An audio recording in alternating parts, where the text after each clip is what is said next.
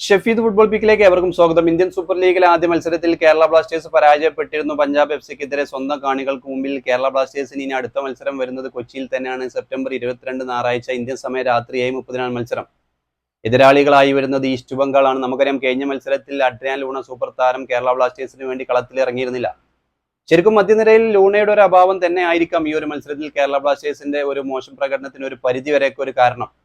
എന്തായാലും വരുന്ന മത്സരം നിർണായകമാണ്. അല്ലെങ്കിൽ കേരള ബ്ലാസ്റ്റേഴ്സിനെ സംബന്ധിച്ചിടത്തോളം കൊച്ചി കലൂർ സ്റ്റേഡിയത്തിലൊക്കെ പരമാവധി പോയിന്റ് നേടുന്ന കേരള ബ്ലാസ്റ്റേഴ്സിന് ഇനി വരാനിരിക്കുന്ന മത്സരം കൊച്ചിയിൽ തന്നെയാണ്.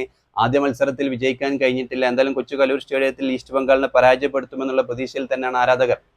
എന്തായാലും മധ്യനിരയിലെ കഴിഞ്ഞ മത്സരത്തിലെ പ്രകടനമൊക്കെ നമ്മൾ കണ്ടതാണ്. സൂപ്പർ താരം അഡ്രിയാൻ ലൂണയുടെ അദ്ദേഹത്തിന്റെ അഭാവത്തിലായിരിക്കാം ഒരു പക്ഷേ കേരള ബ്ലാസ്റ്റേഴ്സിന്റെ ഈ ഒരു പ്രകടനം മോശമാവാനുള്ള കാരണം.